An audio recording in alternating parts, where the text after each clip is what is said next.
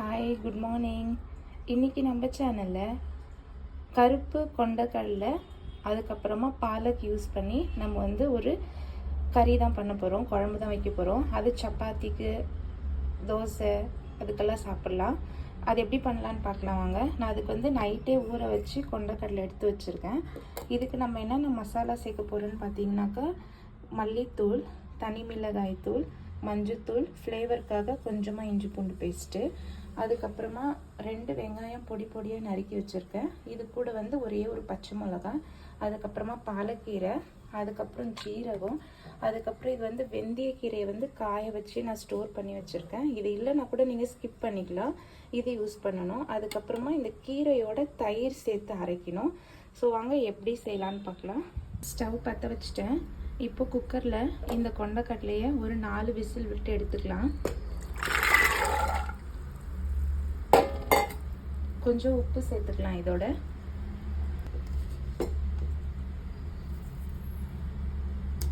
பக்கத்தில் சின்னதாக ஒரு வானல் வச்சுட்டு இதில் பாலக்கீரையை ஒரு 5 நிமிஷம் வேக வச்சு எடுத்துக்கலாம்.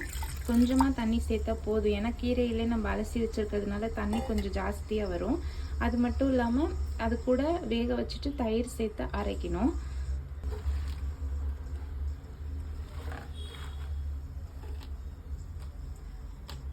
நீங்கள் எவ்வளோ செய்கிறீங்களோ அதுக்கு ஏற்ற மாதிரி கீரை எடுத்துக்கோங்க. நான் இப்படி ஒரு பஞ்சு இவ்வளோ தான் எடுத்திருக்கேன். உங்களுக்கு நீங்கள் நிறைய செய்கிற மாதிரி இருந்தால் இன்னும் கொஞ்சம் டபுளாக எடுத்துக்கணும். இந்த மசாலா ரொம்ப நல்லாயிருக்கும். ட்ரை பண்ணி பார்த்துட்டு கமெண்ட்டில் சொல்லுங்கள். இது வேகட்டும், அதுக்குள்ளே இதுவும் 4 விசில் வரட்டும். அதுக்கப்புறமா நம்ம எப்படி ரெடி பண்ணுறதுன்னு பார்க்கலாம். கீரை வெந்துருச்சு, இவ்வளோதான். இந்த அளவு கலர் மாறினா போதும், வெந்துருச்சுன்னா. இதுக்கு மேலே விடாதீங்க, கருகிடும். இப்போ நம்ம ஸ்டவ்வை நிறுத்திட்டா இதை ஆற வச்சுட்டு இப்போ இதை அரைக்க 2 ஸ்பூன் எண்ணெய் ஊற்றிட்டேன். நான் இப்போது வெங்காயம் வதக்கலாம். அது குக்கரில் ஆக்சுவலாக வெந்துருச்சு, நிறுத்திட்டேன், தம்மில் இருக்குது. நம்ம ஒரு 5 மினிட்ஸ் விட்டு ஓப்பன் பண்ணி பார்க்கலாம். கீரையாக இந்த வெங்காயத்தை வதக்குறப்போ அரைச்சி எடுத்துக்கலாம். இப்போது எண்ணெய் காஞ்சிட்ட உடனே நீங்கள் 2 ஸ்பூன் எண்ணெய் சேர்த்துக்கோங்க. நான் 2 ஸ்பூன் எண்ணெய் சேர்த்துக்கிட்டேன். எண்ணெய் காஞ்சிடுச்சு. இப்போ ஜீரகம் போட்டுக்கலாம். ஜீரகம் நல்லா பொரிஞ்சு வருதில்ல. இப்போ இந்த ஸ்டேஜில் வெங்காயமும் அந்த ஒரு பச்சை மிளகாய்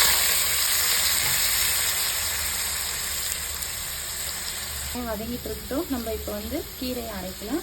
அதுக்கு நான் கொஞ்சமாக உப்பு சேர்த்துக்கிறேன் இதோட.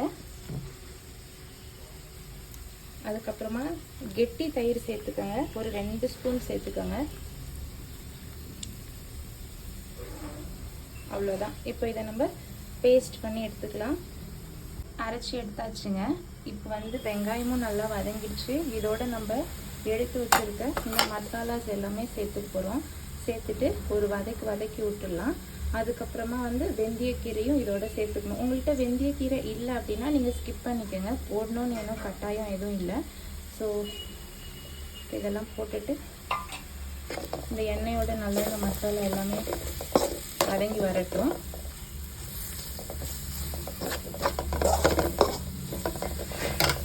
வெந்தயக்கீரை இப்படி நல்லா கசக்கி போட்டுக்கலாம். போட்டுட்டு இது லைட்டாக அப்படி கிண்டி விடலாம். இப்போ இதோட நம்ம கொண்டக்கடலையை சேர்த்துக்கலாம். பாருங்கள், நல்லா வெந்து வந்திருக்குல்ல, இவ்வளோதான். இப்போ இதை சேர்த்துக்கலாம்.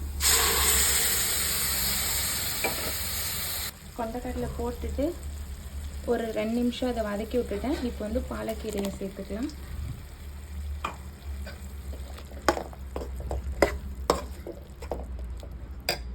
கொஞ்சம் உப்பு சேர்த்துக்கலாம்.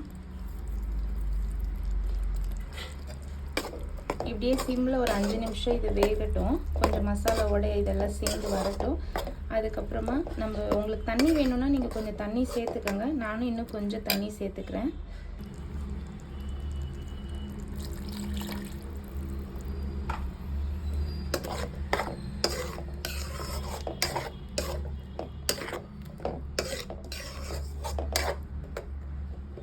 ஒரு 5 மினிட்ஸுங்க. அது நல்லா கொதித்து அந்த மசாலா எண்ணெய் பிரிஞ்சு வந்ததுக்கப்புறமா நம்ம அடுப்பை நிறுத்திடலாம். அது வரைக்கும் கொஞ்சம் நேரம் இருக்கட்டும்.